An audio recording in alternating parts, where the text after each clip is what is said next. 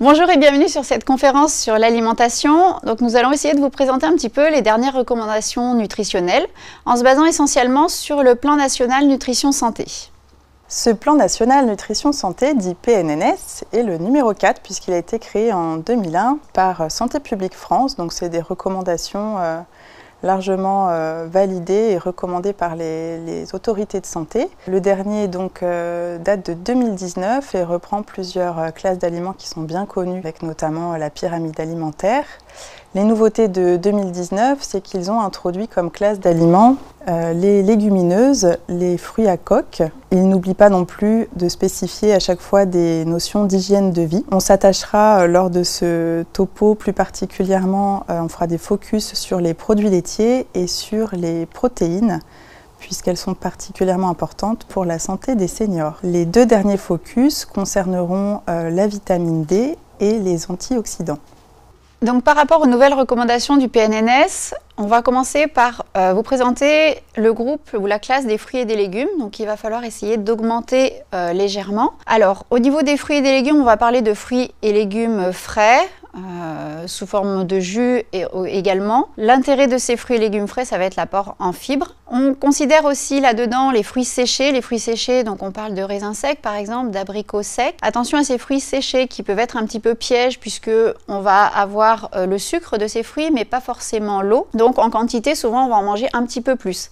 Alors qu'une dizaine de raisins secs correspond à une dizaine de raisins frais. On va aussi avoir les fruits cuits qui sont un peu moins riches en vitamines à la cuisson, donc les compotes, les pommes au four par exemple. Les fruits au sirop aussi qui vont être un petit peu sucrés puisqu'ils sont cuits dans l'eau et le sucre. Donc privilégier plutôt des fruits au jus dans ce cas-là, comme l'ananas par exemple qui est souvent vendu en conserve au jus. Les recommandations, ça va être 5 portions par jour. Attention, c'est portions fruits et légumes compris, c'est-à-dire que vous aurez 2 portions de légumes et également 3 portions de fruits. Au niveau de la qualité des fruits et des légumes, si vous pouvez essayer de privilégier des produits plutôt bio, alors bio locaux éventuellement, mais en tout cas des produits bio pour limiter un petit peu les traitements.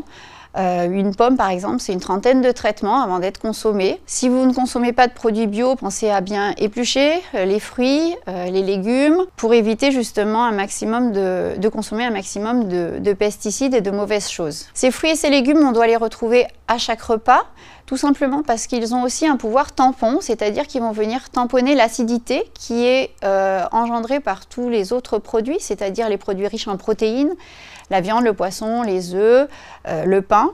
Donc apporter ces fruits et ces légumes va pouvoir tamponner justement cette acidité et équilibrer votre repas. Alors une autre classe d'aliments à augmenter, ce sont les légumes secs. Les légumes secs, on les appelle également les légumineuses. Ils sont particulièrement intéressants et introduits depuis 2019 puisqu'ils sont très riches en fibres, en nutriments, et qu'ils sont des sucres lents qui ne sont pas raffinés, c'est-à-dire ils ne sont pas modifiés par les industriels. Donc c'est pour cela qu'ils ont autant de teneur en micronutriments. Les légumes secs, ce sont les lentilles corail, les haricots rouges, les pois chiches, les haricots blancs, les pois cassés, etc. Une autre classe d'aliments qui a été introduite parce que particulièrement importante, c'est les fruits à coque. Alors on préconise d'en manger une petite poignée par jour pour leur teneur en oméga 3, ces bonnes graisses, on reviendra là-dessus tout à l'heure. Ces fruits à coque sont également très riches en fibres, en minéraux et en antioxydants. Il s'agit des noix, noisettes, pistaches, amandes, noix de cajou. Attention à ne pas les consommer salés puisque le sel fait fuir les minéraux dans les urines. Les autres classes de médicaments, donc pas forcément à augmenter, on va continuer à apporter des céréales et féculents à chaque repas selon l'appétit. Donc ce sont les pâtes, la semoule, le blé, le riz, le quinoa, etc. Les pommes de terre font partie de ces féculents, le pain également. Pensez à consommer plutôt du pain au levain, il sera mieux digéré. On privilégie des produits complets ou semi-complets, puisque le fait qu'ils soient avec leur enveloppe est également pourvoyeur de meilleurs apports en nutriments, en micronutriments. Le fait qu'ils soient complets permet aussi qu'il y ait un meilleur index glycémique et permet une meilleure satiété. Donc la classe suivante d'aliments, donc on va parler de tout ce qui va être protéines animales, c'est-à-dire les viandes, les poissons et les œufs. Au niveau des viandes, la recommandation a été un petit peu vue à la baisse, c'est-à-dire qu'on considère qu'il faut limiter sa consommation de viande rouge, c'est-à-dire toutes les viandes sauf la volaille, à environ 500 grammes par semaine. Ça équivaut à peu près à 2 à 3 portions maximum par semaine. Donc privilégier au maximum plutôt les viandes plutôt blanches, les volailles notamment. Limiter également les charcuteries qui vont être surtout source de graisses saturées. On dit environ 150 grammes par semaine, ça équivaut à peu près à 3 tranches de jambon cru. Dans les charcuteries, on ne considère pas le jambon blanc comme une charcuterie. Par contre, on va retrouver le saucisson, le pâté, les rillettes par exemple. Deuxième source de protéines animales, on va retrouver le poisson. Donc le poisson est conseillé à raison de 2 fois par semaine, 2 à 3 fois par semaine, en ayant au moins une fois dans la semaine un poisson gras. Dans les poissons gras, on va retrouver le thon, le saumon, dans les gros poissons, mais aussi les petits poissons qui vont être plutôt à privilégier, puisque moins pollués. Donc la sardine par exemple, le maquereau, qui peuvent être très pratiques aussi, puisqu'on peut les consommer directement en boîte, à pertiser. Pensez également aux crustacés, qui sont une très bonne source de protéines et qu'on oublie assez régulièrement. Les crevettes, les coques par exemple. Le troisième groupe, ça va être les œufs. Donc les œufs, essayez de privilégier des œufs de plutôt bonne qualité, c'est-à-dire des œufs soit bio, soit en plein air. Quand vous achetez des boîtes d'œufs, vous avez toujours écrit dessus bio, plein air ou élevé en batterie par exemple, et vous avez des numéros. Le 0 correspond au bio, le 1 correspond au plein air par exemple, donc privilégiez ces œufs-là. La protéine de l'œuf est la protéine la plus efficace, la plus complète, c'est-à-dire qu'elle contient tous les acides aminés. La consommation des protéines animales, en gros, c'est 1 à 2 fois par jour. Ça va dépendre de l'âge de la personne, ça va dépendre de l'activité physique aussi de la personne. Un homme qui a beaucoup d'activité physique aura une consommation plus importante en protéines, on en reparlera après.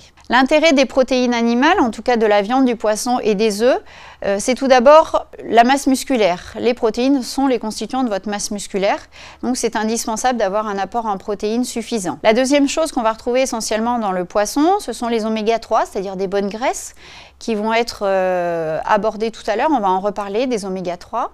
La vitamine D également, on va en reparler, notamment avec les poissons gras. Le fer, la viande rouge est une source de fer, le boudin par exemple, le boudin noir, le foie, mais aussi les crustacés comme les coques qui vont être une très bonne source de fer si vous ne consommez pas de viande rouge. Enfin l'iode qu'on va retrouver essentiellement dans les poissons. Nous allons faire un petit aparté, un petit focus sur justement l'apport en protéines. Souvent, voilà, on pense qu'on a moins besoin de protéines à partir d'un certain âge. On pense qu'à 20 ans, on a besoin de beaucoup de protéines et beaucoup moins à 60 ans. On va s'attarder un petit peu là-dessus. Ce qu'il faut savoir, c'est qu'il y a une fonte musculaire, c'est une fonte physiologique musculaire, ce qu'on appelle la sarcopénie. Donc c'est une perte de chair. Donc on va associer ça vraiment à une diminution de la masse musculaire qui peut être plus ou moins rapide selon l'activité physique et selon les apports en protéines que vous avez. Donc il ne faut surtout pas négliger ces protéines, sans aller non plus en excès, puisque ça peut faire des dégâts au niveau du rein notamment.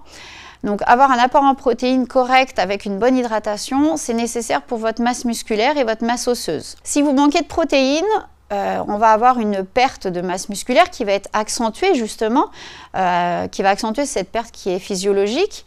Et une perte de masse musculaire, c'est aussi une perte de force musculaire. Si vous perdez de la force, vous ferez moins d'activité. On rentre vraiment dans un cercle vicieux. Une augmentation des risques de chute, puisque vous tenez moins bien, votre squelette est moins bien tenu également. Une perte d'autonomie, voire une dépendance à plus long terme. Donc voilà, l'apport en protéines, le maintien de cette masse musculaire est vraiment indispensable. Pour vous donner une idée, pour savoir si vous consommez suffisamment de protéines, en gros, il faut vous dire qu'on doit à peu près avoir 1 gramme de protéines par kilo de poids de corps. Si vous faites 60 kg, il vous faut 60 grammes de protéines. Si vous faites 80 kg, il vous faut 80 grammes de protéines, etc. Ça, c'est une moyenne. On ne tient pas compte forcément d'une activité physique extrême où là, il faudra augmenter encore un petit peu plus. Si on prend l'exemple d'une journée pour une personne, par exemple, qui fait 65 kg, on va lui conseiller du coup d'avoir 65 grammes de protéines. Si on prend le matin, au niveau du petit déjeuner, un quart de litre de lait, c'est à peu près 10 grammes de protéines.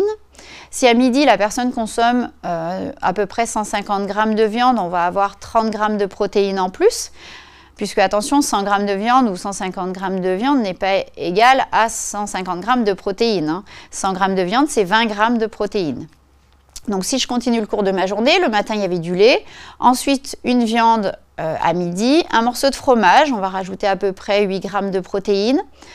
Le soir, cette personne-là va manger des féculents qui vont apporter des protéines équivalent à peu près à 10 grammes et un yaourt pour finir le repas. Sur la journée, on arrive à peu près à 65 grammes, enfin 63 grammes de protéines. Donc là, pour cette personne-là qui fait 65 kilos, le fait d'avoir à peu près une consommation de protéines de cette façon-là, avec un peu de protéines animales, un peu de féculents, on arrive à sa quantité recommandée par jour pour maintenir sa masse musculaire. Les aliments qui apportent les protéines, ce sont donc les protéines animales, hein, la viande, le poisson, les œufs. Pour 100 grammes de viande, 100 grammes de poisson ou 2 œufs, vous avez 20 grammes de protéines. Les produits laitiers ont aussi l'avantage d'avoir des protéines et notamment des protéines rapides. Elles sont d'ailleurs beaucoup utilisées dans la récupération musculaire chez les sportifs. Si vous consommez un bol de lait ou 40 grammes de fromage ou un fromage blanc, on a l'équivalent à peu près de 8 à 10 grammes de protéines. Il ne faut pas oublier les protéines végétales. Alors, c'est vrai qu'on a de plus en plus de personnes qui sont végétariens ou végétaliens. Les protéines végétales, en fait, c'est un apport qu'il ne faut pas négliger, mais ce sont des protéines incomplètes. Les protéines animales sont composées d'acides aminés, on va dire qu'elles sont complètes. Par contre, les protéines végétales sont aussi composées d'acides aminés, mais elles en ont moins. Dans les protéines végétales, on va retrouver tout ce qui va être céréales et légumineuses. Donc les céréales comme le riz, le blé et les légumineuses dont on a parlé tout à l'heure, les pois chiches, les pois cassés, les lentilles corail, etc. Si vous souhaitez remplacer viande, poisson ou œuf dans un repas, vous devez associer justement céréales et légumineuses, étant donné que ce sont des protéines incomplètes. Donc pour qu'elles remplacent en qualité un morceau de viande ou de poisson ou un œuf, on est obligé d'associer légumes secs et céréales. On dit qu'il faut à peu près un tiers de légumes secs et 2 tiers de céréales. Pour vous donner un exemple, vous pouvez associer de la semoule avec des pois chiches, type couscous, avec des légumes. Vous n'avez pas forcément besoin de viande dans un repas comme ça. Donc, utiliser les protéines végétales, ça peut être intéressant, c'est un complément, mais attention, ça reste moins efficace que des protéines animales. Autre classe d'aliments particulièrement importante pour les seniors, les produits laitiers. Pour les seniors, on est sur la recommandation de 4 portions par jour, contrairement aux adultes jeunes où il est recommandé plutôt 2 portions par jour. Les produits laitiers, ce sont le fromage, les yaourts, le fromage blanc, les petits suisses, le lait. Attention, on n'inclut pas le beurre ou la crème dans les produits laitiers puisqu'ils ont une faible teneur en calcium. Attention également, il n'est pas recommandé de consommer des produits laitiers allégés puisqu'ils sont bien moins riches en vitamines, ces vitamines liposolubles qu'on trouve justement dans le gras. Le fromage, attention à ne pas en abuser, particulièrement dans nos régions françaises, une seule fois par jour et en quantité raisonnable car elles sont riches en graisses saturées et en sel. L'intérêt des produits laitiers au niveau santé, bien sûr, c'est pour le calcium. Les apports recommandés chez les seniors sont de 1200 mg par jour. Ça a été calculé sur la base du remodelage osseux. Ils ont regardé quelle quantité de calcium était perdue chaque jour pour remodeler l'os. 1200 mg, c'est assez important, on va revenir là-dessus. L'autre intérêt des produits laitiers, on vient d'en parler, ce sont les protéines indispensables pour la masse musculaire, mais aussi la masse osseuse ou l'immunité par exemple. Enfin, un intérêt non négligeable des produits laitiers, c'est que ce sont des produits fermentés pour le yaourt ou le fromage, et donc c'est une bonne source de probiotiques qui va aller entretenir notre flore intestinale. Par exemple, un produit laitier, quelle quantité de calcium il contient? Si on prend une portion d'emmental pour quelqu'un qui a l'habitude de manger du fromage, par exemple au petit déjeuner, il a déjà 400 mg de calcium dans la poche. S'il ajoute un yaourt nature à midi, un fromage blanc à 4 heures et un verre de lait le soir par exemple, on arrive à frôler les 900 mg environ. Pour compléter les 1200 mg de calcium recommandés par jour, il faut donc associer à ces 4 produits laitiers recommandés une alimentation variée. Ainsi, pour les gens qui n'aiment pas les produits laitiers ou qui ne veulent pas en manger, on peut trouver effectivement du calcium ou des protéines ou des probiotiques ailleurs.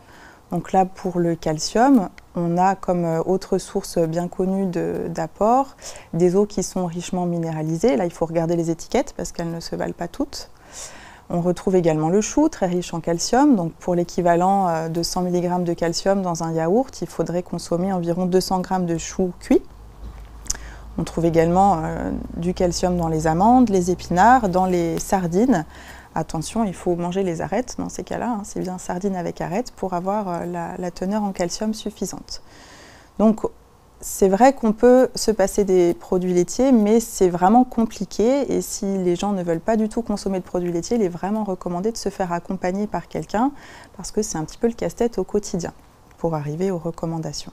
Les matières grasses, on en a besoin, il faut en consommer tous les jours. Donc ça comprend le beurre, les huiles, la crème fraîche, mais attention, toutes ne se valent pas. On sait maintenant qu'il faut limiter les graisses saturées, c'est-à-dire toutes les graisses d'origine animale. Pour autant, elles ont un intérêt non négligeable qui est celui d'apporter des vitamines liposolubles, comme on disait tout à l'heure. Donc le beurre, il est recommandé une mini plaquette par jour. La crème fraîche, pas forcément tous les jours, avec modération.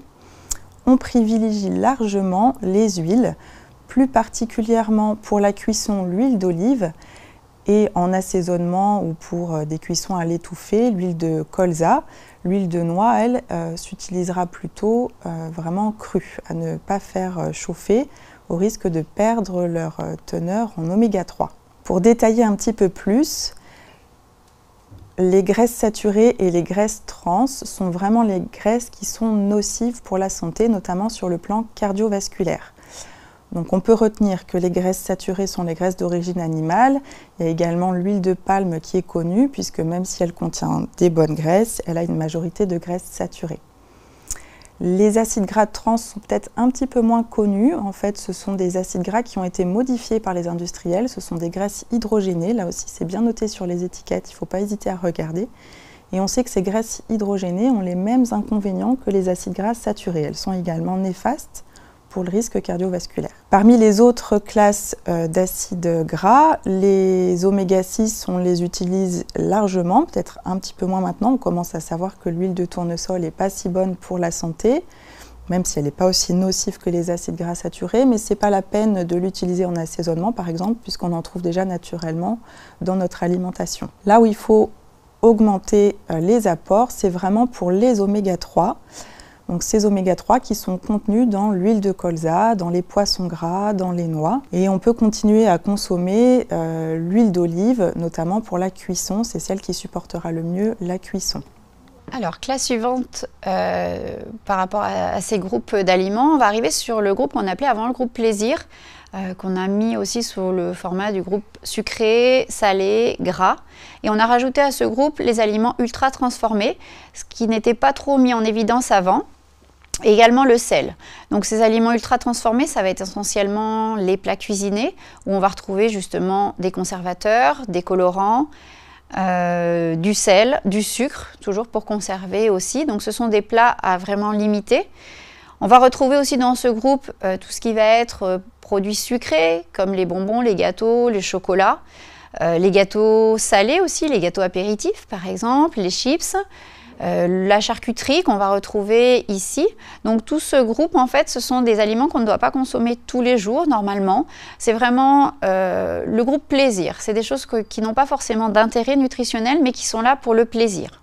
On parle aussi de calories vides dans ce groupe-là, c'est-à-dire que ce sont des aliments qui sont souvent très riches en calories, mais qui ont une densité nutritionnelle très faible. C'est-à-dire qu'on va retrouver essentiellement des graisses saturées, des sucres qu'on dit plutôt rapide, c'est-à-dire un index glycémique élevé. Sur un petit déjeuner classique, par exemple, on va retrouver du pain, du beurre, donc une tartine, un laitage, un fruit, un café.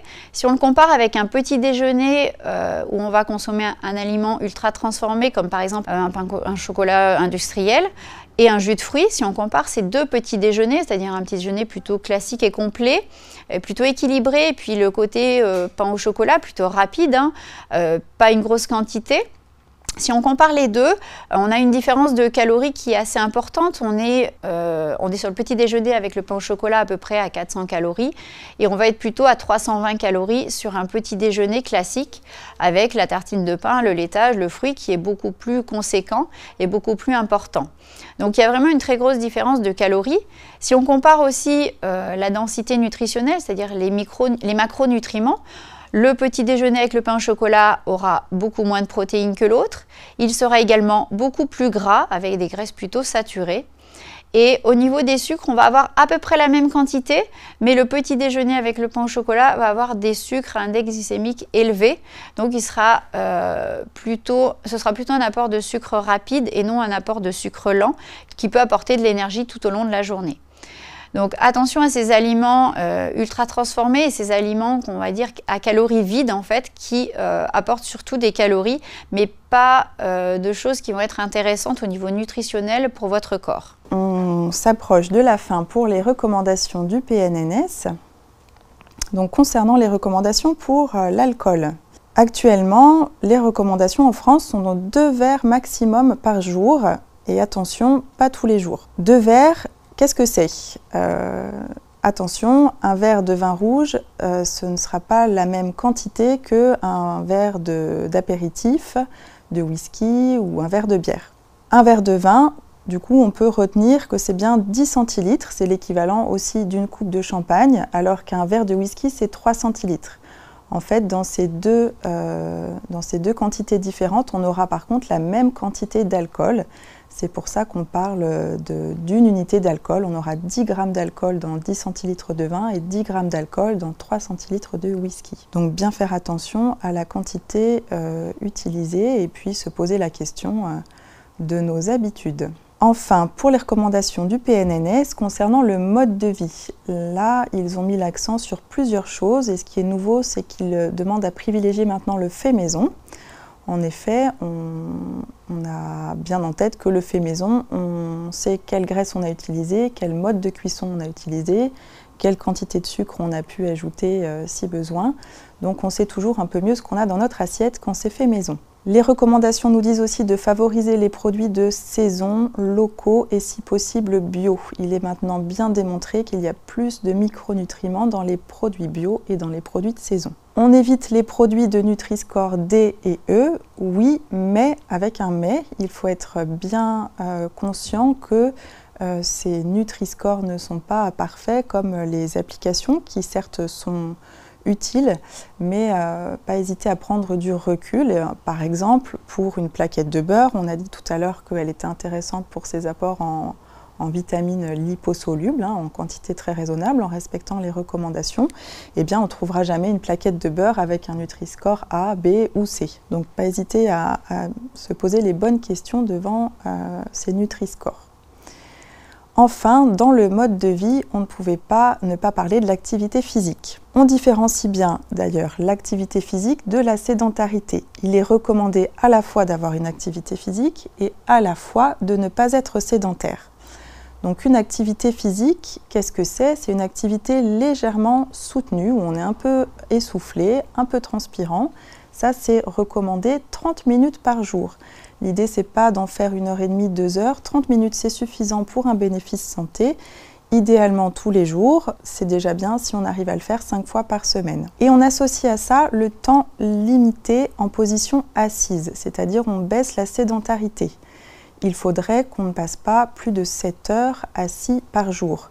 Si on prend un exemple, une personne passionné d'informatique qui passe la majorité de sa journée assis devant l'ordinateur mais qui prend le soin d'aller faire du VTT 2 fois par semaine 2 heures, il aura très probablement un risque cardiovasculaire supérieur à la ménagère qui bouge toute la journée et qui s'assoit uniquement pour les repas. Plusieurs risques ont été mis en évidence liés à l'inactivité physique. Donc il y en a tellement qu'on ne pourra pas tous les lister, mais on peut vous rappeler les risques sur la santé cérébrale. L'inactivité physique est pourvoyeuse de stress, d'anxiété, même d'altération des fonctions cognitives. au niveau cardiaque, elle favorise l'insuffisance cardiaque. Bouger permettra de diminuer le processus de résistance à l'insuline qui survient naturellement avec l'âge, c'est-à-dire que ça limite les risques d'évoluer vers un diabète. Bouger permet également de maintenir les amplitudes articulaires, de lutter contre l'enraidissement si on a de l'arthrose par exemple, avec bien sûr une activité adaptée. Au niveau musculaire, ça permet de lutter contre l'atrophie, donc ça permet d'aller dans le sens de l'autonomie, de bien maintenir son autonomie au domicile. Et puis, concernant les vaisseaux, que ce soit au niveau veineux ou au niveau artériel, l'activité physique permettra d'éviter les phénomènes d'insuffisance veineuse, de varices ou de caillots avec les phlébites par exemple. L'activité physique est également particulièrement importante pour la santé osseuse. À ce sujet-là, nous avons choisi de vous faire 2 autres focus pour compléter les recommandations du PNNS. Donc, le premier focus est sur la vitamine D. On entend de plus en plus parler de cette vitamine D. Il est largement reconnu qu'elle est très utile pour la santé osseuse et musculaire d'ailleurs. La meilleure vitamine D qu'on puisse trouver, c'est celle qu'on synthétise nous-mêmes dans notre organisme grâce à l'exposition au soleil. Il est recommandé de s'exposer tous les jours, 20 minutes par jour, même si dans nos latitudes, en France, on n'est probablement pas suffisamment exposé pour en avoir assez pour notre santé osseuse. Ainsi, pour prévenir l'ostéoporose, il est recommandé à la fois de ne pas manquer de protéines, de ne pas manquer de calcium, donc de bien suivre les recommandations, de bouger, donc à la fois une activité physique et de ne pas être sédentaire. On favorisera une activité physique en charge, particulièrement si on a des risques de fragilité osseuse. Une activité physique en charge, c'est par exemple la marche plutôt que la natation, puisque plus il y a de poids sur l'os, plus le remodelage osseux se fera comme il faut. Et on n'oublie pas, pour prévenir l'ostéoporose, cette petite vitamine D. Il est recommandé maintenant de supplémenter en France, au moins sur la période hivernale, toutes les personnes de plus de 65 ans, voire même les femmes à partir de l'âge de 55 ans. On pourra même proposer un dosage dans le sang pour les personnes qui sont cloîtrées à domicile ou qui vivent en maison de retraite pour être bien sûr qu'elles n'aient pas de carence sévère et complémentées comme il faut. On se méfie du sel, de l'alcool, du tabac, du café. Ces composants vont faire fuir le calcium dans les urines. La vitamine D, si on n'est pas assez exposé au soleil et qu'on n'est pas supplémenté, où est-ce qu'on peut en trouver? On en trouve un tout petit peu dans notre alimentation, mais vraiment dans des aliments très restreints. Donc le plus bénéfique pour la vitamine D, c'est cette fameuse huile de foie de morue, qu'on ne voit plus trop maintenant, mais par contre on trouve facilement en grande surface du foie de morue, qui peut être tout à fait consommé, par exemple en entrée ou en apéritif, toasté avec un peu de jus de citron et d'échalote. On en trouve également donc, dans les poissons gras, sardines, thon ou dans le jaune d'œuf. Donc on va arriver sur la dernière partie, le dernier focus. On va parler des antioxydants. Donc les antioxydants, si on résume, en fait, ce sont tout simplement des protecteurs cellulaires. Ce sont en gros des vitamines et des minéraux qui vont se mettre à l'intérieur des parois des cellules pour les protéger et éviter les attaques des radicaux libres. Donc ce sont des substances qui vont être créées. Ces radicaux libres, en fait, sont créés par plein de choses. Quand vous respirez, vous créez des radicaux libres. Si vous faites du sport, vous en créez encore plus. Les UV, le stress, le tabac va augmenter cette création de radicaux libres. Le vieillissement et une alimentation déséquilibrée, notamment avec tout ce qui va être produit ultra transformé. Donc ces radicaux libres, en fait, vont provoquer des attaques cellulaires, hein, on va dire ça comme ça, et donc ça représente le stress oxydatif. Ce stress oxydatif, donc c'est une lésion des cellules, une lésion des tissus et à plus grande échelle, une lésion des organes qui peut engendrer du coup des pathologies. En gros, nos antioxydants, donc ce sont des vitamines. La vitamine A, par exemple, la vitamine C et la vitamine E sont des antioxydants. La vitamine A, c'est celle qu'on peut retrouver dans le beurre. On va retrouver aussi dans les carottes la provitamine A. La vitamine C, c'est la vitamine des agrumes notamment, mais aussi des kiwis, de l'ananas. On en retrouve aussi dans le poivron. Donc c'est une vitamine qui est plutôt fragile, donc attention si vous faites un jus de fruits, un jus d'orange, essayez de le boire assez rapidement. Si vous le buvez le lendemain, ça ne sert plus à grand chose, vous n'avez plus de vitamine C. La vitamine E qu'on va retrouver essentiellement dans les huiles, donc dans les huiles plutôt de bonne qualité, on va retrouver cette vitamine E. Et cette vitamine E par contre elle va être fragile à la lumière, donc conservez bien vos huiles toujours dans un placard, éventuellement dans des bouteilles opaques en verre. Ce sera un gage de meilleure qualité également. Dans les antioxydants, vous avez aussi les oligo-éléments comme le zinc et le sélénium. Le zinc, c'est un oligo-élément qu'on va retrouver dans les huîtres, par exemple, dans les produits non raffinés aussi, on va en retrouver. Et le sélénium, notamment dans les poissons. On retrouve aussi d'autres composés, le lycopène, par exemple, c'est l'antioxydant qu'on va retrouver dans la tomate, qui lui donne cette couleur rouge. Les tanins dans le thé ou encore les polyphénols dans par exemple les jus de raisin rouge. Pour savoir si vous consommez suffisamment d'antioxydants, le plus simple c'est de savoir si vous consommez suffisamment coloré et non raffiné. Si vous prenez une assiette où vous avez simplement des pâtes blanches, on a très peu d'antioxydants. Donc essayez de mettre au moins un peu de sauce tomate dedans. Par contre, si vous prenez une salade composée avec plein de couleurs, des tomates, des radis, des carottes, du concombre, là on va avoir une salade, un plat qui va être plutôt riche en antioxydants. Donc si vous consommez des choses colorées, vous aurez des antioxydants. Si vous prenez des choses plutôt blanches, on aura beaucoup moins d'antioxydants.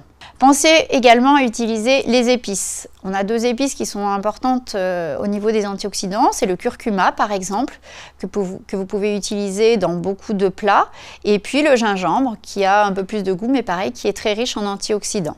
Attention au mode de cuisson, donc si vous consommez des aliments plutôt cuits ou plutôt crus, vous n'aurez pas le même apport en vitamines. Si on prend l'exemple justement de la carotte, si vous consommez une carotte crue, vous aurez le double de vitamine A qu'une carotte cuite par exemple.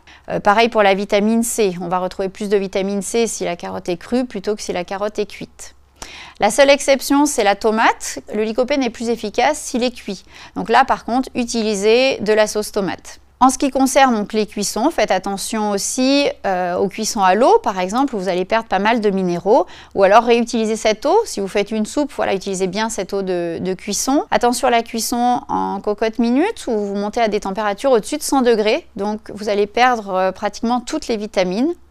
Privilégiez au maximum la cuisson à la vapeur. Attention aussi à certains aliments qu'il faut éviter de faire trop chauffer. Si vous faites trop chauffer certains aliments qui contiennent de l'amidon, vous allez créer une certaine substance qui s'appelle l'acrylamide, qui donne cette couleur un petit peu foncée et qui est potentiellement cancérigène. Au niveau des antioxydants, on a parlé des cuissons un petit peu et pensez vraiment à prendre des produits non raffinés justement pour avoir un maximum de fibres et de minéraux. Évitez le pain blanc et consommez plutôt du pain complet, notamment par rapport à l'apport au zinc par exemple, qui sera bien plus important si vous prenez un pain complet par rapport à un pain blanc. Privilégiez quand vous prenez des produits non raffinés, des produits plutôt bio, toujours pour éviter justement ces pesticides qui sont souvent dans l'écorce des produits.